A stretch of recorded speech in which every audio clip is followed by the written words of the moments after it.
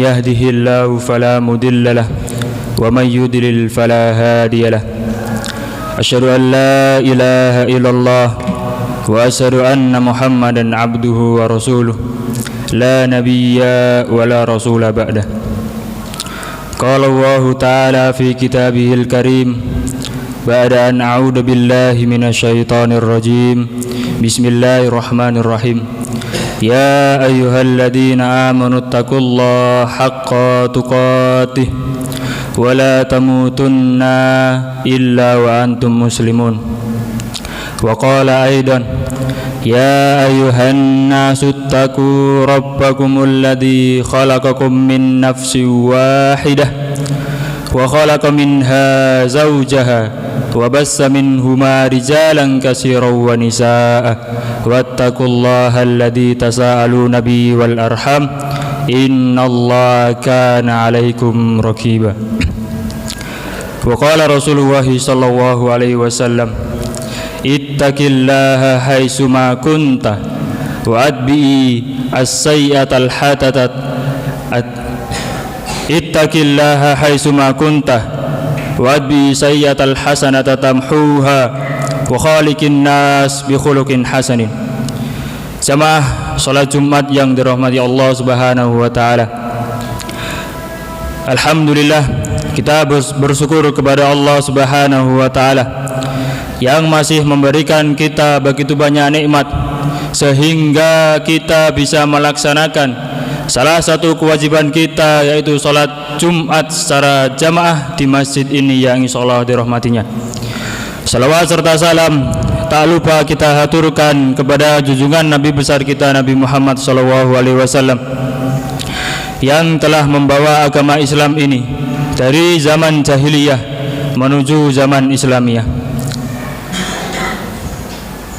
Khatib tak lupa mewasiatkan kepada khatib secara pribadi dan kepada jamaah secara umumnya untuk selalu meningkatkan ketakwaan kita kepada Allah Subhanahu wa taala, karena dengan takwa itu akan menjadi bekal kita bertemu Allah Subhanahu wa taala, sebagaimana firman-Nya wa tazawwadu fa inna khairaz zadi taqwa, berbekallah kalian karena sebaik-baik bekal adalah takwa. Jamaah salat Jumat yang dirahmati Allah Subhanahu wa taala, dalam sebuah hadis sahih yang diriwayatkan oleh Al-Bukhari, an Abi Hurairah radhiyallahu anhu anna rajulan qala lin Nabi sallallahu alaihi wasallam ausini qala la taghdab faraddada miraran qala la taghdab. Dari Abi Hurairah radhiyallahu anhu bahwa ada seorang laki-laki datang kepada Nabi Muhammad SAW dan berkata, wahai Rasulullah, berilah kepadaku wasiat. Maka Rasulullah pun menjawab, la taghdab, janganlah engkau marah. Kemudian pertanyaan ini diulangi hingga beberapa kali, wahai Rasulullah, berilah aku wasiat. Kemudian Rasulullah pun menjawab, la taghdab. Bahwa ada salah seorang sahabat yang bernama Juraiyah, yang bernama Jariyah bin Qudamah. Ia datang menghadap Rasulullah SAW dan meminta kepadanya sebuah wasiat dan berkata kepada Rasulullah, ya Rasulullah, berilah aku wasiat yang mana dengan wasiat itu aku bisa mengumpulkan begitu banyak kebaikan, yang dengan wasiat itu aku bisa beramal dengan amal itu, dan berilah sebuah wasiat yang mudah untuk dihafal dan mudah untuk dilakukan. Kemudian Rasul pun jawab, la taghdab, janganlah engkau marah. Kemudian sahabat Jariyah bin Qudamah ini mengulangi pertanyaan yang sama karena mungkin merasa kurang puas dengan jawaban Rasulullah. Ya Rasulullah, berilah aku wasiat yang dengan wasiat itu aku bisa mengumpulkan begitu banyak kebaikan dan mengamalkannya. Rasulullah tetap mengatakan la taghdab hingga 3 kali. Jamaah salat Jumat yang dirahmati Allah Subhanahu wa taala. Dari sini timbullah satu pertanyaan. Kenapa Rasulullah sallallahu alaihi wasallam memberikan wasiat kepada sahabatnya bukan tentang harta, bukan tentang tahta, ataupun bukan dengan hal lain yang berhubungan dunia, tapi Rasulullah sallallahu alaihi wasallam memberikan wasiat la taghdab, janganlah engkau marah, atau dalam artian hendaklah engkau bersabar. Jamaah salat Jumat yang dirahmati Allah Subhanahu wa taala, perlu diketahui bahwa marah adalah bara api yang dilemparkan setan ke dalam diri manusia, yang dilemparkan setan ke dalam hati manusia, yang menyebabkan ia mudah emosi, yang menyebabkan dadanya bergejolak, yang menyebabkan urat saraf menegang, yang menyebabkan terkadang wajah pelaku berubah menjadi merah, dan terkadang juga perbuatannya dan perkataannya di luar nalar. Karena marah itu adalah suatu godaan setan. Oleh karena itu Allah Subhanahu wa taala berfirman, wa imma yanzaghannaka minasyaiton nazgun fasta'id billah. Dan jika setan kepadamu menggodamu, dan jika setan datang kepadamu dan menggodamu, maka berlindunglah kepada Allah Subhanahu wa taala. Dalam kitab At-Ta'rifat karya Ali bin Muhammad Al-Jurjani, beliau mengatakan tagayyuru yahsulu inda gilyani tamil qalbi liyahsula anhu tusafi lis-sadri, bahwa marah adalah perubahan yang terjadi ketika darah jantung itu meledak untuk menghasilkan kesembuhan di dalam hatinya, untuk menghasilkan ketenangan di dalam dirinya. Dalam artian seseorang menyalurkan, seseorang menggerakkan anggota tubuhnya untuk melampiaskan apa yang ia ingin tuju, agar tubuhnya bisa tentram, agar tubuhnya merasa puas dengan perbuatan itu. Jamaah salat Jumat yang dirahmati Allah Subhanahu wa taala. Oleh karena itu Rasulullah sallallahu alaihi wasallam menyampaikan keutamaan. Kenapa sih Rasulullah itu memberikan wasiat bukan tentang harta, bukan tentang tahta ataupun yang lain? Karena dibalik dengan itu, karena dibalik makna la taghdab terkandung sebuah makna yang sangat besar. Yang pertama, orang yang bisa menahan amarah termasuk ciri-ciri orang yang kuat. Disebutkan oleh Rasulullah SAW, orang yang kuat itu bukanlah orang yang jago gulat. Orang yang kuat bukanlah orang yang memiliki badan besar. Orang yang kuat bukanlah orang yang bisa segalanya. Akan tetapi mari kita lihat hadis Rasulullah SAW yang disebutkan an Abi Hurairah radhiyallahu anhu anna Nabi sallallahu alaihi wasallam qala laisa sadid bisur'ah walakinna sadid alladhi yamliku nafsahu indal ghadab. Dari Abu Hurairah radhiyallahu anhu, dari Nabi sallallahu alaihi wasallam, beliau berkata, laisa sadid, bukanlah orang yang kuat adalah orang yang jago gulat. Akan tetapi orang yang kuat adalah orang yang mampu yamliku nafsahu, dia bisa menguasai dirinya pada saat indal ghadab, pada saat dia marah. Yang kedua, man kadama ghaidan wa huwa qadirun ala ayun fidahu da'ahu Allah azza wa jal ala ru'usil khalaiqi yaumal qiyamah hatta yukhayyiruhu Allahu minal khuri ma syaa. Yang artinya barang siapa yang mampu menahan amarahnya padahal dia mampu untuk melakukannya, maka Allah akan memanggilnya di hadapan manusia pada saat hari kiamat dan membiarkannya untuk memilih salah satu bidadari yang ia suka. Itu termasuk salah satu keutamaan dari orang yang bersabar. Kemudian yang ketiga, dengan dia bersabar, dengan dia menahan amarah, dia dapat mudah mendatangkan kebaikan di hadapannya. Dalam kitab Fathul Bari, Ibnu Hajar mengatakan bahwa sabar adalah sabar dengan mudah mendatangkan kebaikan dalam dirinya, sedangkan marah adalah sumber dari dosa. Marah adalah sumber dari sebuah penyakit. Marah adalah sebuah kejelekan di dalam dirinya. Kemudian disebutkan juga oleh Imam Al-Mawardi, beliau mengatakan, ma zadallahu abdan bi'afwin illa izzah. Tidaklah Allah Subhanahu wa ta'ala menambahkan seorang hamba dengan sikap pemaaf kecuali dia memiliki kemuliaan.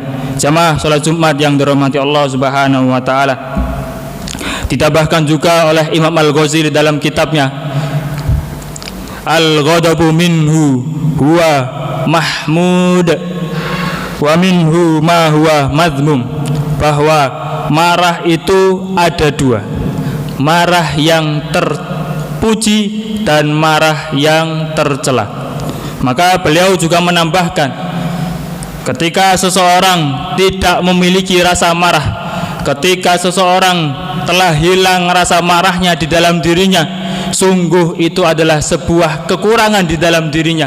Karena bisa jadi dia melihat kemungkaran, dia melihat kezaliman, dia melihat hal-hal yang tidak disukai Allah Subhanahu wa ta'ala, tapi dia tidak tergerak untuk mengingatkannya, tapi dia tidak tergerak merasa marah karena melanggar syariat Allah.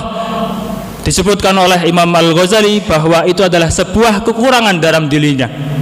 Namun marah yang berlebihan juga termasuk marah yang tercela. Dia melebihi batas kadar kemarahannya sehingga akal dan perbuatannya di luar batas. Contoh kecil, kalau seandainya ada seorang maling yang mencuri harta kita, kita memukulinya sampai meninggal, itu termasuk rasa marah yang sangat-sangat berlebihan. Namun apa yang terjadi pada saat marah yang standar? Imam Ghazali mengatakan, marah yang standar, marah yang tidak berlebihan, atau marah yang masih ada sedikit di dalam dirinya, termasuk salah satu orang yang terpuji. Bagaimana caranya? Marah yang dalam kondisi taraf masih bisa dikendalikan oleh akal dan masih bisa dikendalikan oleh syariat. Jamaah yang ya Allah dirahmati Allah Subhanahu wa ta'ala,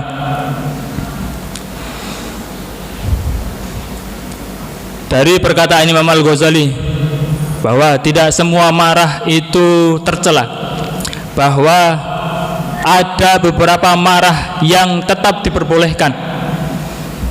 Namun dengan demikian, dengan adanya kemarahan di dalam diri manusia masih bisa ditoleransi, masih bisa dalam tahapan standar.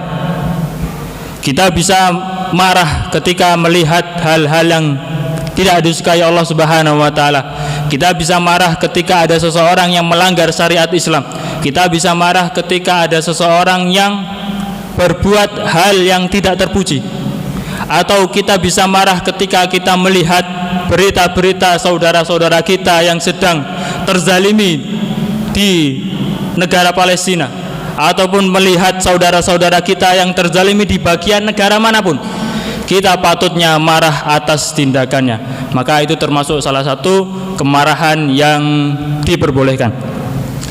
Jamaah salat Jumat yang insyaallah dirahmati Allah Subhanahu wa ta'ala, dijelaskan juga apabila seseorang marah dalam kondisi kemarahan yang di atas batas wajar, marah yang tidak bisa terkontrol, marah yang perbuatannya tidak bisa diprediksi lagi. Yang pertama, ketika seorang marah berlebihan akan mengakibatkan dia terkena penyakit jantung.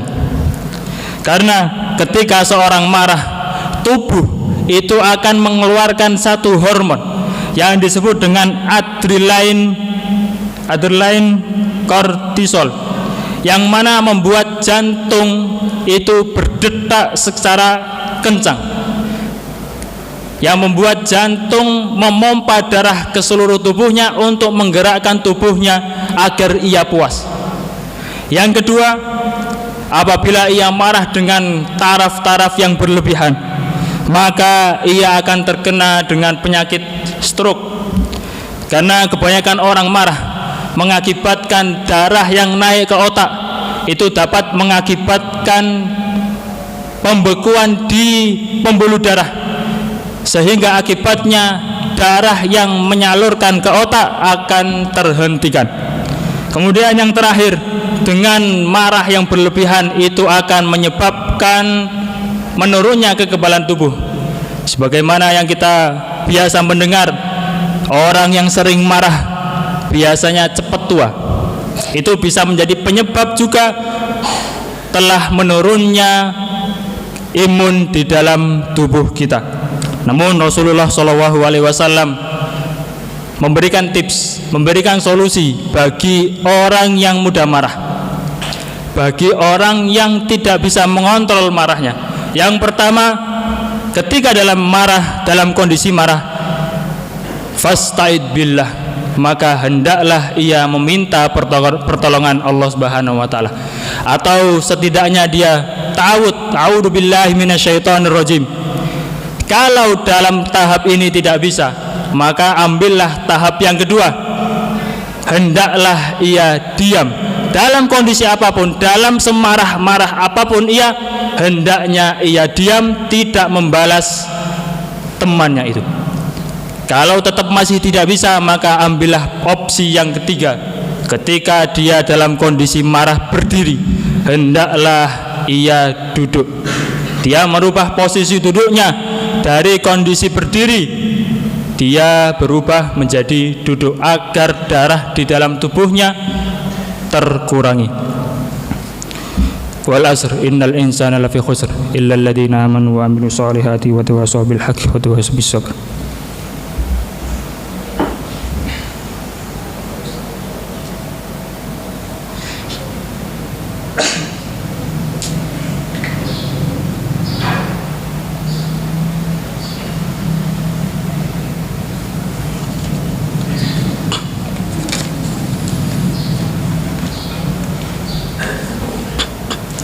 Innal hamdalillah nahmaduhu wa nasta'inuhu wa nastaghfir wa na'udzu billahi min shururi anfusina wa min sayyiati a'malina.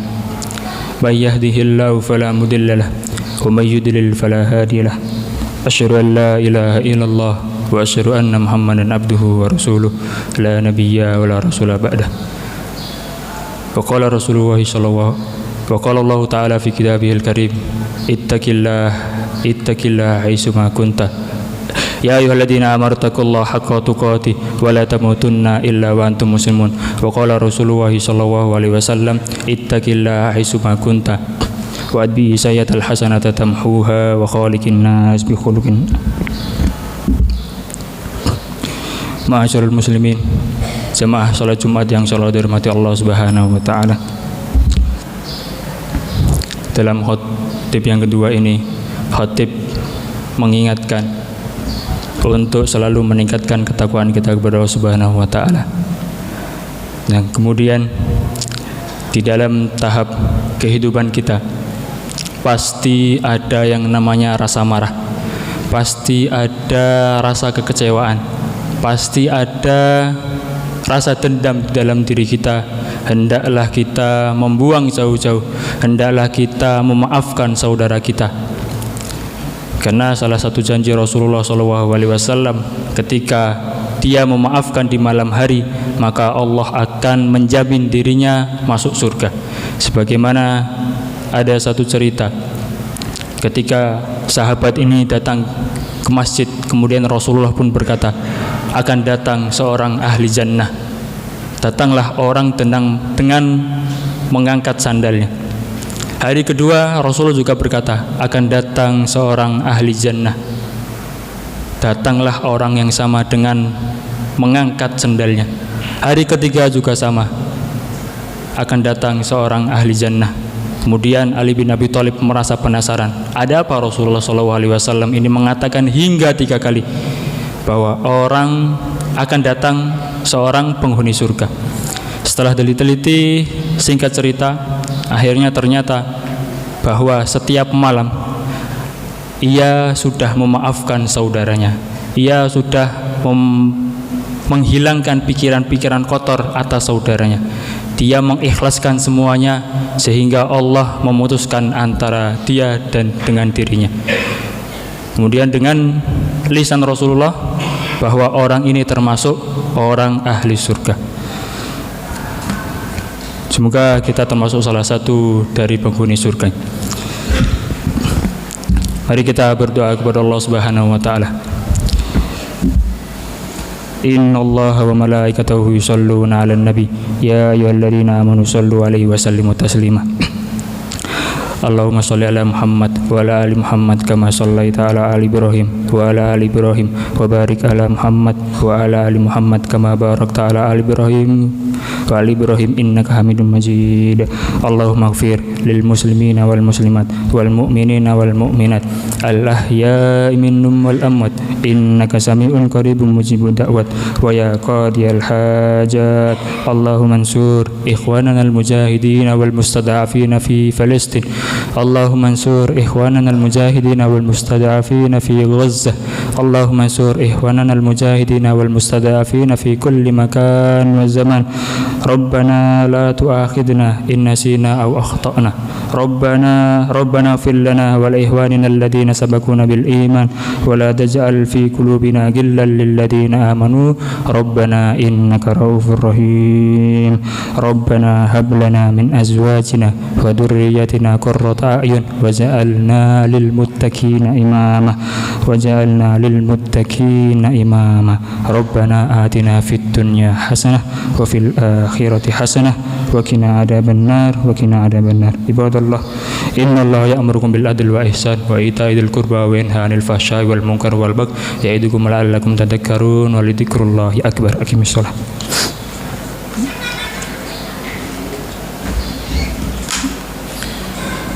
Allahu akbar. Allah